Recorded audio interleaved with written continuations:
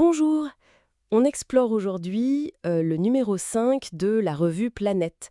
C'était une publication assez marquante des années 60, non? Connue pour son approche, disons, éclectique. Ah oui, Planète, tout à fait.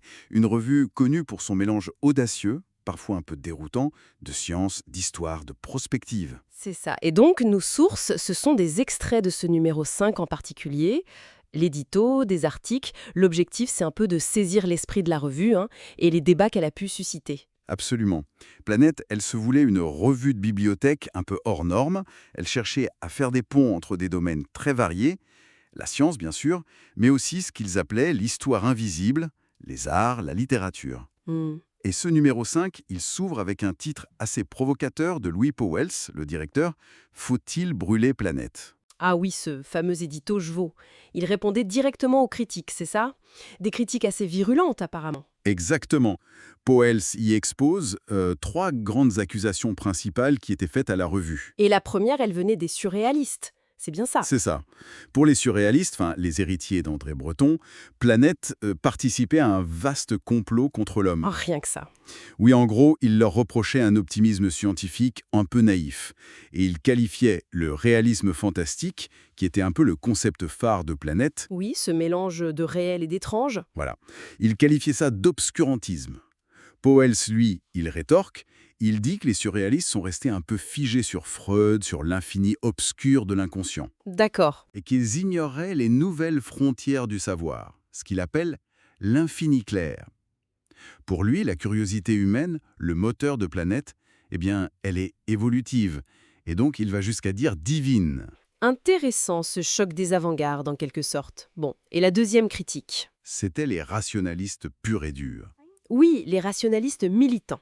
Powell cite un certain monsieur Imbert Nergal, un nom assez ironique pour un rationaliste d'ailleurs. Ah oui, effectivement. Eux, ils accusaient Planète de nuire à la science. Pourquoi? Parce qu'elle s'intéressait aux faits d'Amel. Exactement. Ces faits qui dérangent. Et donc, ils accusaient Planète de réintroduire l'irrationnel. Pauwels défend l'approche de la revue. Il dit qu'elle reflète une science moderne plus ouverte.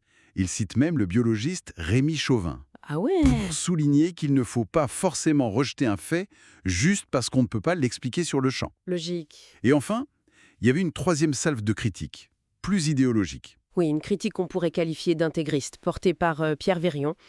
Lui, il voyait carrément Planète comme un outil au service d'une conspiration.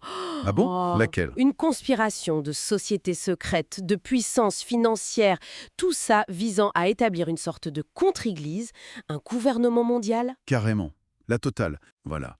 Pauwels, il balaye ça assez vite. Il dit que l'affaire de Planète, c'est la Terre, c'est l'évolution humaine. Pas de s'attaquer à l'Église. Pour lui, la revue explore simplement l'espace du dedans, les potentialités nouvelles de l'homme. D'accord. Une défense assez passionnée, on peut dire. Mais alors, au-delà de ces polémiques, qu'est-ce qu'on trouvait vraiment dans ce numéro 5? Le sommaire a l'air d'être un catalogue assez fou. Ah, mais c'est tout à fait ça, l'esprit Planète. Un foisonnement incroyable. On passe du coq à l'âne, si on veut. Par exemple, François Richardot qui parle de l'histoire de l'imprimé. Oui, De Gutenberg à la photocomposition.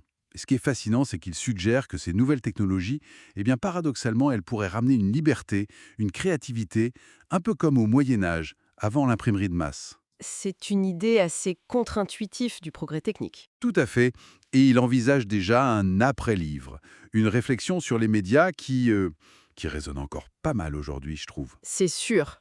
Et il y avait aussi des grands noms de la science qui écrivaient dedans. Ah oui, Werner Rasenberg, excusez du peu, le physicien, il signe un texte sur la science vue comme une interaction entre l'homme et la nature, l'idée que l'observateur modifie l'observé. Un classique de la quantique, mais appliqué plus largement. Exactement.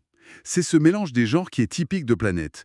Et puis, dans un tout autre registre, on a Aimé Michel qui explore les rêves prémonitoires, Ah oui, en se basant sur un livre un peu oublié d'Hervé de Saint-Denis sur les rêves. de la physique de pointe à la quasi-parapsychologie, le grand écart, Et ça continue comme ça. On a Nestor Albessard qui revient sur la météorite d'Orgueil. tombé en France au 19e siècle. C'est ça. Et la controverse sur les cellules organisées qu'on y aurait trouvées. Ça relançait tout le débat sur la vie extraterrestre. Forcément. Puis, On change complètement de continent. On part en Océanie avec une enquête sur les cultes cargo, le mystérieux John Frum. Il y a aussi des analyses sur l'art aztèque. Piranèse, le peintre Félix Labis. Et d'autres choses encore. Oui, oui, des réflexions sur la musique nouvelle avec Jacques Ménétré, sur la mort avec Arnold Hutschnecker, sur la chimie cosmique de Picardie avec Jacques Bergier, ou même sur le prophétisme politico-religieux avec Gabriel Veraldi. C'est vertigineux, cette diversité, cette juxtaposition de sujets sans hiérarchie apparente. C'était le pari, hein. Stimuler la curiosité dans tous les sens. Relier des choses que, d'habitude, on ne relie pas. On trouve même, tenez-vous bien, une relecture assez féministe avant l'heure des Mille et une nuits. Ah oui, Par qui? par Férédon Roveda. Et aussi des nouvelles inédites en France de Borges, de Lovecraft, de Steinbeck. Bref, un vrai bouillon de culture et de contre-culture aussi. C'est impressionnant. Au final, ce numéro 5 de Planète, il incarne vraiment bien cette tension, non? Entre la connaissance établie, la rationalité, et puis cette attirance pour l'inconnu, pour le damné, pour le fantastique qui se cache dans le réel. Tout à fait. C'était ça l'essence de Planète. Et ça nous laisse peut-être avec une question pour aujourd'hui. Laquelle? Dans notre propre rapport au savoir, quelle place est-ce qu'on accorde à ces idées qui dérangent, à ces faits qui ne rentrent pas dans les cases? Qu'est-ce qu'on risque finalement à les ignorer? Ou au contraire, qu'est-ce qu'on pourrait gagner à oser les regarder en face?